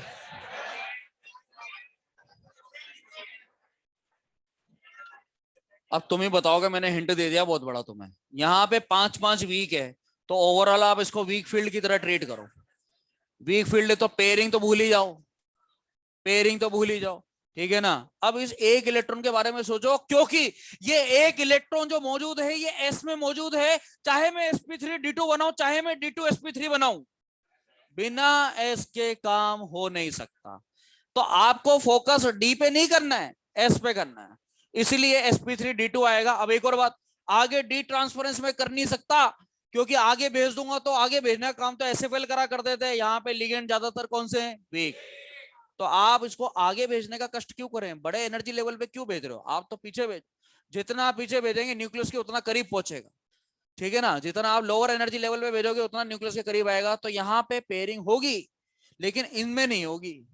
ये एस का इलेक्ट्रॉन पेयरिंग करवाएगा, अंदर की तरफ जाएगा, और वीक होते हुए भी पेयरिंग होगी। ये इलेक्ट्रॉन आ जाएगा अंदर की तरफ, यहाँ पे ये खाली हो जाएगा, यहां से लिगेंड बनना स्टार्ट हो जाएंगे, और अपना आंसर आ जाएगा sp3d2 आउटर ऑर्बिटल कॉम्प्लेक्स। एक बार पेयरिंग हुई है इसलिए हो जाएगा लो स्पिन, स्टिल अनपेयर्ड दिख रहे हैं, पैरामैग्नेटिक। अच्छा क्वेश्चन है ये, ठीक है, जिसमें एक इलेक्ट्रॉन की जो दिक्कत है। देखो अगर आप लॉजिकली सोचते रहो तो इसमें हर कोई आंसर ढूंढ सकता है। मैंने आपको पुराना पॉइंट बता रखा है बेटा, एक इलेक्ट्रॉन को आगे शिफ्ट तो आप तभी करोगे, डी ट्रांसफरेंस तभी होता है जब लिगेंड कैसा हो। अरे वो उठ करके आगे कब जाता है? तुम खुद सोचो, एक तो बड़े लेवल पे भेजना, पहले आप उसको अनस्टेबिलिटी की तरफ भेज रहे हो, वो तो एसएफएल ही काम कर सकता है ना, वीक फील्ड तो कहां से करेगा? तो इसलिए वीक फील्ड के लिए सहूलियत वो अच्छी ज्यादा रहेगी, ज्यादा सहायता उसको तब मिलेगी, आसान काम कर पाएगा ना वीक फील्ड, तो उसको ज्यादा अच्छा रहेगा तब क्यों न्यूक्लियस के करीब भेजे। जितना आप लोअर एनर्जी लेवल पे भेजोगे तो ये वीक फील्ड बहुत आसानी से कर पाएगा यहाँ पे। और मैं तो ये कह रहा हूँ आपको, एक्चुअल में डिटेल में जाते हैं तो क्या होता है, ये NO+ है ना, ये NO+ क्या है? स्ट्रॉन्ग फील्ड है, ये रोल अपना प्ले करता रहता है। और ये स्ट्रॉन्ग फील्ड होने के साथ साथ it is also doing the synergic bonding. याद आया? ये सिनर्जिक बॉन्डिंग कर रहा है, और वो सिनर्जिक होने की वजह से ना वो एक इलेक्ट्रॉन जो है वो उछल के पीछे की तरफ आ जाता है। ये एक एक्स्ट्रा एडवांटेज है इस कॉम्प्लेक्स के अंदर। CO CN- NO+, ये सिग्मा डोनर पाई एक्सेप्टर होते हैं। याद आया? सिग्मा से देता है, पाई में ले, बॉन्डिंग में या एंटी बॉन्डिंग। ये तो परेशान हो जाएगा खुद, सीओ की तरह ये तो परेशान हो जाएगा, लेकिन ओवरऑल मॉलिक्यूल में स्टेबिलिटी आती है। तो मॉलिक्यूल में स्टेबिलिटी लाने के लिए ये क्या करेगा, एक इलेक्ट्रॉन जो रहता है ना ये, अरे यार एक बार बताओ, ब्राउन रिंग कॉम्प्लेक्स एग्जिस्ट करता है, हमको पता है एग्जिस्ट करता है, तो जाहिर सी बात है ज्योमेट्री तो होगी होगी, और बिना एस को यूज करे कोई ज्योमेट्री नहीं बन सकती। तो आप इस एक इलेक्ट्रॉन को आगे क्यों भेजेंगे? ये तो बड़े एनर्जी लेवल पे चला जाएगा, इसलिए पेयरिंग करवाई जाएगी, वीक में होते हुए भी पेयरिंग है, और कोई एक्सेप्शन नहीं है। एक्सेप्शन तो तब होता है जब वीक को स्ट्रॉन्ग मान लिया जाता है, जैसे कोबाल्ट+3 में it is weak ligand, week ligand होते हुए भी साफ साफ बोला जा रहा है कि वीक लिगेंड है, without any exception, still is pairing, pairing is going on, ठीक है ना। तो ये केवल ब्राउन रिंग कॉम्प्लेक्स में होता है, एक बार पेयरिंग हुई है इसलिए लो स्पिन बोलेंगे, स्टिल अनपेयर्ड इलेक्ट्रॉन दिख रहे हैं तो ये पैरामैग्नेटिक रहेगा। नोट कर लीजिए, हाईलाइट करके इस क्वेश्चन को। बाकी एग्जाम पॉइंट ऑफ व्यू से शुरुआत के जो 2 से 3 क्वेश्चन कराए गए हैं उतना उतना काफी है मेडिकल में, ठीक है ना। जो अभी हमने काफी सारी प्रैक्टिस करी है, अननेसेसरी पेयरिंग वाला केस हो गया और ये हो गया वो हो गया, इतना ज्यादा कुछ नहीं। आप तो बस शुरू के 2-3 क्वेश्चन है उसको ध्यान से देख लेना, D6 D5 बस इतना इतना, ठीक है ना, मेडिकल में काफी। तो ये 4 लिगेंड वाला और 5 लिगेंड वाला जो है हम नेक्स्ट टर्न पे करेंगे। आपके लिए जो होमवर्क है वो है ऑक्सीजन फैमिली, ये पढ़ के आना रहेगा। आप, मैं आपको सही कह रहा हूं बेटा, पढ़ के आ रहे हो ना आप, बिना रीड करे, बिना अच्छे से उसको देखे आप नहीं आएंगे क्लास में। मैं क्वेश्चंस पूछ लूंगा आपसे कभी भी, क्योंकि ये कोऑर्डिनेशन चल रहा है पैरेलल में। किसी भी दिन आपका जो है 15 से 20 मिनट का वाइवा हो जाएगा यहाँ। ऑक्सीजन फैमिली, ऑक्सीजन फैमिली, और एक बार और जो है, एक बार और जो है ना, हेलोजन फैमिली देख लेना। हेलोजन, हेलोजन में थ्योरेटिकल पॉइंट है काफी सारे। तो उसके ऑक्साइड्स हो गए, इंट्रा हेलोजन कंपाउंड हो गए, फ्लोरिनेटिंग एजेंट वाला पॉइंट हो गया, प्लूटोनियम वाला, यूरेनियम वाला पॉइंट देख लेना भैया। और एक मिनट, वो जो प्लूटोनियम है PuF6 में किसने भेजा था? है O2F2 ने। और यूरेनियम को किसने? ठीक है, ठीक है, Cl(F3) Br(F3). यूरेनियम वाले को क्या एनरिचमेंट ऑफ यूरेनियम बोला? और प्लूटोनियम को, प्लूटोनियम को PuF6 में जो काम होता है, PuF6 में जो कन्वर्जन होता है, इस प्रोसेस का नाम क्या था? Removal of plutonium from the nuclear fuel. याद आया? आप उसको दोबारा से पढ़ेंगे एक बार। आज के लिए halogen family and oxygen family, ठीक है।